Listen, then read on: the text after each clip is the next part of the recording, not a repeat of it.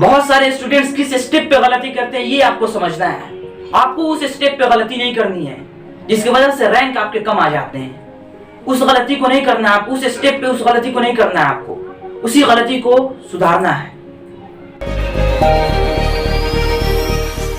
Hello guys, तो कैसे हैं आप लोग? दिस इज अबक और आप देख रहे हैं आपका अपना चैनल बिंज वॉच में आपका स्वागत है। गाइस, मैं आज बात करूंगा कि सीबीएसई बोर्ड एग्जाम में 95% प्लस स्कोर आप कैसे हासिल कर सकते हैं। इजी वे में, इजी ट्रिक के साथ आप कैसे 95% प्लस स्कोर आप कर सकते हैं। हमारे इंडिया में लाखों बच्चे एग्जाम देते हैं, बहुत सारे बच्चे बहुत इंटेलिजेंट होने के बावजूद भी अच्छे मार्क्स गेन नहीं कर पाते हैं, अच्छे मार्क्स अचीव नहीं कर पाते हैं। उसके पीछे रीजन क्या है, कारण क्या है, उन सारी बातों को मैं देखें किस स्टेप पे वो गलती कर लेते हैं जिसकी वजह से अच्छे मार्क्स नहीं आते हैं। उन सारी बातों को आज हम जानेंगे। और सबसे पहली बात तो ये कि किसी भी चीज को हासिल करने के लिए मेहनत शर्त है। मेहनत आखिरी को करना है, मेहनत शर्त है किसी भी काम को करने के लिए।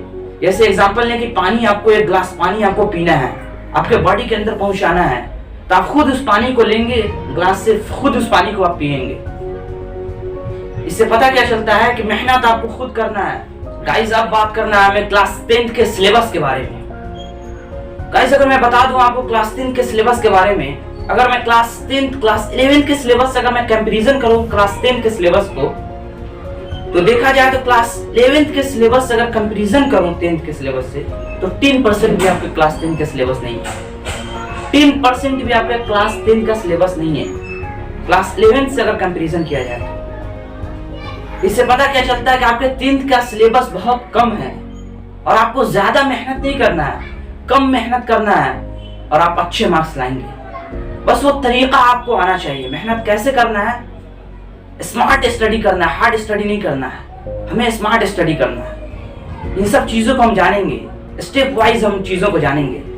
पहला स्टेप तो ये है एनसीईआरटी। दूसरा स्टेप ये है कि एनसीईआरटी को आपको पढ़ना कैसे है, और थर्ड स्टेप ये है कि सेल्फ स्टडी कितने देर करना है। आइए सबसे पहले बात करते हैं हम उन पॉइंट के बारे में, उन इंपॉर्टेंट पॉइंट के बारे में जो करना हमें ज़रूरी है।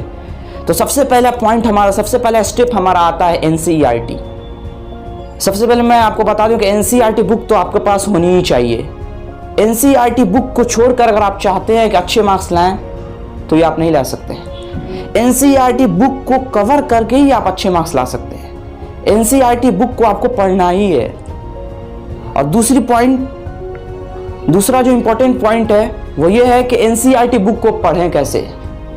तो इसका पढ़ने का बेस्ट तरीका जो है, बेहतरीन जो तरीका है पढ़ने का, वो ये है कि जब आप क्लास में पढ़ रहे हो, जब टीचर आपको पढ़ा रहे हो, तो कल के लिए जो टॉपिक दें कि कल इस टॉपिक को पढ़ के आना है। एग्जाम्पल में कि लाइफ प्रोसेस का रिस्पायरेशन टॉपिक को आपको कल पढ़ के आना है, तो आप जब घर पे आएंगे तो उस टॉपिक को आप एक मरतबा पढ़ लेंगे। पहले जाने से पहले क्लास एक मरतबा पढ़ लेंगे, एक नहीं तो 2 मरतबा आप जरूर पढ़ लेंगे। उसके बाद हल्का हल्का आपको समझ में आएगा। उसके बाद जब आप क्लास में जाएंगे, जब टीचर आपको पढ़ाएंगे, तो आपके 70-80% आपके क्लियर हो जाएंगे। जब टीचर आपको पढ़ाएंगे तो आपको याद आएगा कि मैंने पढ़ा है इस लाइन में, ये मैंने पढ़ा, आपको थोड़ा थोड़ा याद आएगा। अब आपके थोड़े थोड़े क्लियर थे वहां पे, अब टीचर ने पढ़ाए तो आपके 70-80% आपके क्लियर हो गए। उसके बाद जब आप क्लास के बाद जब घर आएंगे, फिर उसी टॉपिक को आपको दोहराना है। उसी टॉपिक को जो पढ़ के गए तो उसी टॉपिक को फिर पढ़ना है। एक मरतबा पढ़ेंगे, क्लियर नहीं होगा, फिर 2 मरतबा पढ़ेंगे। अब आपके 100%, 90 से 100% क्लियर हो गए। नहीं क्लियर हुआ, फिर टीचर से डिस्कस करेंगे। कहने का मतलब यह है कि आप उस टॉपिक के मास्टर बन जाए, आप उस टॉपिक के पे पकड़ आपकी बहुत अच्छी हो जाए उस टॉपिक पे, ताकि आपसे वहां से कोई भी क्वेश्चन स्किप ना हो। वहां से कोई भी क्वेश्चन आपको दिया जाए तो आप यूं बना लें। अब जब आप इस तरह आप तैयारी करेंगे, इस तरह आप जब एनसीईआरटी को थोरोली स्टडी करेंगे, अब आप क्लास में अपीयर होंगे। क्लास में जब आप जाएंगे, आपके एग्जाम जब होंगे, जब आपके सामने जब पेपर आएगा, एग्जाम का पेपर, तो आप देखेंगे, क्वेश्चन पढ़ेंगे, क्वेश्चन देखेंगे, आपके जहन में याद आएगा कि ये मैंने पढ़ा था। अब हर चीज़ आपके दिमाग में आने लगेगा कि ये चीज़ मैंने इस चैप्टर के इस टॉपिक में पढ़ा था, ये इस लाइन में पढ़ा था, ये चीज़, अब सारी बातें आपको याद आने लगेंगी। तो इस तरह आपको स्टडी करना। अब आपको वो एग्ज़ाम बहुत आसान लगने लगेगा। आपने ऐसी तैयारी की है कि आपका एग्जाम बहुत आसान लगेगा, इस तरह तैयारी करना है। अब थर्ड जो बहुत इंपॉर्टेंट पॉइंट है, सेल्फ स्टडी। तो सेल्फ स्टडी कैसे करना है, सेल्फ स्टडी करने का बेहतरीन तरीका, कितने देर करना है हमें, बेहतरीन तरीका क्या है और कितने घंटे हमें करना है। तो सबसे पहले मैं आपको बता दूं कि यह कहना बकवास है कि 10-12 घंटा पढ़ना रोजाना जरूरी है। यह कहना बकवास है कि 10-12 घंटा रोजाना पढ़ना जरूरी है। आप 2-3 ही घंटे पढ़िए, 3-4 ही घंटे पढ़िए, अपना 100% दीजिए, दिल से पढ़िए। कोई भी काम आप कीजिए तो दिल से कीजिए। यानी अगर 3-4 घंटे आप पढ़ रहे हैं तो आप उसमें 100% अपना दीजिए, अपना 100% एफर्ट लगा दीजिए। उस वक्त आप कोई काम नहीं कीजिए। आप 2 ही घंटे पढ़ रहे हैं तो आप 2 घंटे को ऐसे पढ़िए लगे कि मैंने पढ़ाई की है, यानी 100% अपना एफर्ट लगा दीजिए। 1 ही घंटे पढ़िए, 100% अपना एफर्ट लगा दीजिए। कहने का मतलब यह है कि आप जितना देर पढ़िए अपना 100% एफर्ट दीजिए। ऐसे जब आप करेंगे तो आपके अच्छे मार्क्स खुद ब खुद आएंगे।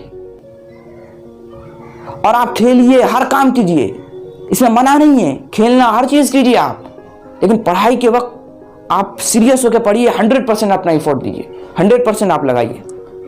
जब आप इस तरह करेंगे तो आपको आसानी से 95% स्कोर आप बोर्ड एग्जाम में कर सकते हैं। आसानी से, मैंने पहले ही बताया ना कि आपका सिलेबस उतना ज्यादा नहीं है, तो आप आसानी से कर सकते हैं। बहुत सारे स्टूडेंट किस स्टेप पे गलती करते हैं, मैं किस स्टेप पे गलती किया था वो मुझे पता है। उस स्टेप को आपको नहीं रिपीट करना है। तो जब आप इस तरह तैयारी करेंगे तो आप आसानी से कोई भी एग्जाम को क्रैक कर सकते हैं। तो ये है आपका बेस्ट मेथड स्टडी करने का, बेस्ट तरीका जो हम बोलूं, ये है आपका अच्छा तरीका स्टडी करने का। इस तरह अगर इस रूटीन को अगर आप फॉलो करते हैं, इस तरह अगर आप स्टडी करते हैं, मैं चैलेंज के साथ कह सकता हूं कि कोई आपको रोक नहीं सकता है अच्छे मार्क्स गेन करने से। तो गाइस मैंने आपको बता दिया कि इस स्टेप को आप फॉलो करें। करना कैसे है, पहले तो आप घर से पढ़ के जाएं, सेल्फ स्टडी करके जाएं, अब टीचर पढ़ाएं, उसके बाद आए तो फिर खुद से उसको पढ़ें। यानी 3 स्टेप में हुआ, पहले तो आप पढ़ के गए, फिर टीचर ने पढ़ाया, फिर आए तो पढ़े, 3 स्टेप। अब आपके 100% क्लियर हो गए। यानी कहने का मतलब यह है कि आप जिस टॉपिक को पढ़ रहे हैं उस टॉपिक के आप मास्टरमाइंड बन जाए, उस टॉपिक के आप मास्टर बन जाए कि कहीं से वहां सवाल है छूटेगा नहीं। इसके बाद आता है मैथ्स की बात करूं मैं, तो मैथ्स में भी ऐसे ही करना है। देख कर जाएं आप, जिस चैप्टर को पढ़ना है, आप कल टीचर को पढ़ाने वाले उस चैप्टर को आप देख कर जाएं, उसको फिर पढ़ाएं, उसके बाद आए तो फिर देखें उसको। और क्वेश्चन इतना बना ले, मैथ्स की अगर मैं बात करूं तो क्वेश्चन प्रैक्टिस जरूरी है। मैथ्स में क्वेश्चन इतना बना ले, हर टाइप का क्वेश्चन को आप बना ले कि बोर्ड एग्जाम में जब क्वेश्चन आए तो आपके जहन में आए ये तो क्वेश्चन मैंने बनाया था। बोर्ड एग्जाम में क्या होंगे, वैल्यू चेंज होंगे, क्वेश्चन का पैटर्न चेंज नहीं होगा, वैल्यू चेंज होंगे। आपके कंसेप्ट क्लियर रहेंगे, आपके कंसेप्ट चेंज नहीं होंगे, बस उसमें वैल्यू चेंज होगा। तो आपके ध्यान में रहेगा आपका कंसेप्ट क्लियर है, आपने क्वेश्चन बनाया, उस कंसेप्ट पे आपने क्वेश्चन बनाया है, आपका खट से आपके दिमाग में आया ये तो क्वेश्चन मैंने बनाया, ये क्वेश्चन मैंने बनाया है, तो आप खट बना देंगे उसको। इसलिए हर टाइप का क्वेश्चन के आप प्रैक्टिस कर लेंगे। मैथ्स में क्वेश्चन प्रैक्टिस जरूरी है, जितना क्वेश्चन बनाएंगे उतना आपके लिए फायदा है। गाइस तो सबसे पहले मैंने आपको क्या बता दिया कि मेहनत जरूरी है, मेहनत आप ही को करना है। दूसरी पॉइंट ये कि ईमानदारी के साथ मेहनत करना है। ईमानदारी के साथ जब आप मेहनत करेंगे, अपना 100% एफर्ट लगाएंगे, अपना 100% देंगे, तो आप आसानी से कोई भी एग्जाम आप क्रैक कर सकते हैं। बोर्ड एग्जाम तो आप आसानी से क्रैक कर सकते हैं। मैंने आपको शुरू में ही बताया कि 11th के सिलेबस से आपका 10th का सिलेबस बहुत कम है, 10% 15% है आपका सिलेबस 10th का। अब आप समझ सकते हैं, अगर आप आज मेहनत करेंगे तो आप 11th में जब जाएंगे तो आपका बेसिक पूरा क्लियर रहेगा, तो आपको कोई परेशानी नहीं होगी, कोई दिक्कत नहीं होगा। इतना कम सिलेबस है, इसको आप अच्छे ढंग से करें और एनसीईआरटी का हर एक क्वेश्चन को आप बना लेंगे, प्रैक्टिस कर लेंगे, हर एक क्वेश्चन को प्रैक्टिस कर लेंगे। हर एक सब्जेक्ट के लिए मैं बता रहा हूं एनसीईआरटी बहुत इंपॉर्टेंट है। एनसीईआरटी बुक को आप छोड़ के कभी भी आप अच्छे मार्क्स गेन नहीं कर सकते हैं। और सेल्फ स्टडी आपको करना है। आप ये कहना, मैंने बताया ये कहना बकवास है कि 10-12 घंटा पढ़ना जरूरी है, जरूरी नहीं है। आप खेलिए, आप काम कीजिए, लेकिन जब पढ़ाई के वक्त आप अपना पूरा दिल से पढ़ाई कीजिए, 100% अपना दीजिए।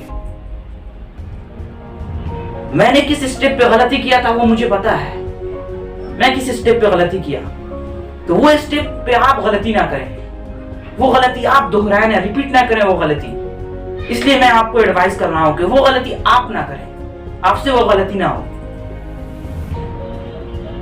कुछ छोटी छोटी गलतियां होती है जिसकी वजह से आपके मार्क्स कम आ जाते हैं, आपके रैंक कम आ जाते हैं। इन छोटी छोटी गलतियों को अगर आप सुधार लेंगे, अपनी छोटी छोटी गलतियों में अगर आप चेंजिंग ला देंगे, तो आप आसानी से कुछ भी क्रैक कर सकते हैं। तो इन छोटी छोटी गलतियों को आप देखें और किस स्टेप पे आप गलती करते हैं, इस स्टेप को आप देखें, तो आप आसानी से आप कर सकते हैं।